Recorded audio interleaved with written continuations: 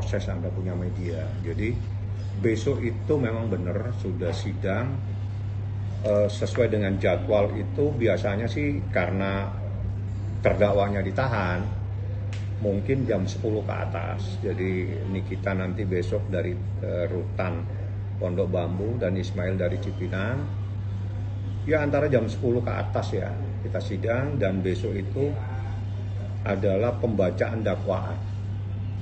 Artinya pembacaan dakwaan itu adalah hal yang paling penting dalam proses hukum, di mana begitu dakwaan dibacakan, disitulah mulai bergulir proses hukum terhadap terdakwa Nikita Mirzani dan terdakwa Ismail Marzuki. Apakah ada hal-hal yang akan saya sampaikan secara hukum? Pasti nanti akan saya sampaikan secara resmi pada persidangan Selasa setelah jaksa penuntut umum menyampaikan adanya surat dakwaan. Ya, jadi dakwaan dibacakan, nanti dakwaan itu ditanyakan kepada terdakwa Nikita dan Ismail bagaimana tanggapannya. Setelah itu diberikan kepada saya sebagai kuasa hukumnya untuk menyatakan apakah mengajukan eksepsi atau tidak. Saya pasti akan mengajukan eksepsi. Sudah ada mengajukan eksepsi ini Bang, pasti ini Bang, kalau boleh tahu kita. Jangan, nanti eksepsi itu Anda akan dengarkan pada sidang berikutnya. Yang jelas kita lihat besok pagi dakwaannya seperti apa. Di situ nanti kalau memang dakwaannya ada hal-hal yang saya anggap luar biasa, saya pasti akan menyampaikan sesuatu besok. Bagi saya, karena ini persoalan hukum, saya nggak berani saat ini menyampaikan apapun juga. Jadi biar aja besok bergulir, setelah itu akan saya sampaikan seperti apa ya. Nikita akan dihadirkan atau seperti apa? Pasti, karena wajib dihadirkan. Semua terdakwa diwajibkan hadir di persidangan supaya dia bisa mendengarkan pembacaan surat dakwaan di hadapan majelis hakim seperti itu. Bang, ini kan kemarin juga mengatakan bahwa sudah menemukan klaim itu 4 korban dari kejadian itu, seperti akan mungkin ke depannya dihadirkan sanksi. Beda persoalannya.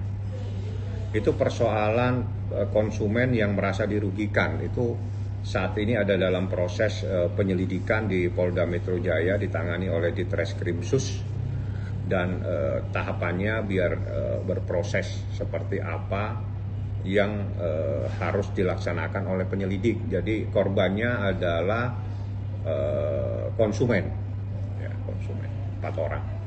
Bang, tapi kedatangan Niki sudah di ACC oleh pihak kejaksaan atau nantinya akan melalui Zoom?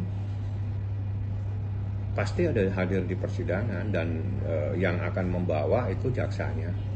Kan dia kan tahanan, jadi tahanan dari pengadilan kan dititipkan di Rutan Pondok Bambu. Nanti yang jemput biasanya adalah jaksa penuntut umum, mungkin dari stafnya, untuk membawa terdakwa dari tahanan ke pengadilan. Seperti itu proses hukumnya. Nah, anak-anak support dari keluarga sendiri, Niki salah satunya kalau lihat karena dia pengadilan memberi support langsung kepada mama. Saya belum berkomunikasi karena Laura saat ini lagi dalam proses pembelajaran ya. Belum saya berkomunikasi lagi. Tapi yang jelas kalau sama Niki masih komunikasi. Tadi pagi juga sudah ketemu, persiapan untuk sidang besok seperti apa. Saya sampaikan ini dakwaannya nih, ada hal-hal yang prinsip yang besok harus kita sampaikan di pengadilan seperti itu. Jadi dalam arti ini adalah titik awal untuk terang benderangnya, kita akan memberi atau menjelaskan apa sebenarnya yang terjadi di hadapan meja hijau. Ya, besok itu kan begitu pembacaan dakwaan Anda bisa mengikuti. Besok itu sidang terbuka untuk umum, Anda teman-teman media boleh hadir, boleh meliput karena tidak ada larangan, karena bukan sidang terkait dengan kasus anak di bawah umur atau kasus pencabulan atau kasus lain yang memang dilarang untuk terbuka untuk umum. Anda boleh hadir, Anda boleh meliput secara live dan sebagainya seperti itu. Silakan hadir, nggak ada masalah. Di Pengadilan Negeri Jakarta Selatan ya. Kalau dari pihak RG sendiri diwajibkan hadir juga, Pak Bang? Aman. Nggak ada, kalau dia mau jalan-jalan nggak ada yang larang. Kalau mau jalan-jalan, kita tidak bisa melarang orang yang ingin tamasyah di Pengadilan Negeri Jakarta Selatan. Tapi yang punya hak untuk hadir, diwajibkan hadir, adalah terdakwa sendiri dan kuasa hukumnya. Seperti itu mekanismenya ya. Bang tadi mengatakan sudah ada komunikasi dengan Niki sendiri. Apa sih Bang yang disampaikan Niki tadi Bang? Nggak ada, aku cuma nyampaikan nih besok sidang ya. Nanti pembacaan dakwaan itu seperti ini. Kalau memang ada sesuatu yang Niki anggap bahwa itu tidak benar, sampaikan aja secara resmi besok setelah pembacaan dakwaan. Itu kondisi kesehatan sendiri Niki itu baik-baik saja. Baik-baik, tidak ada masalah. Sehat walafiat ya. Berarti benar-benar memang 100% siap untuk hadir dalam sidang.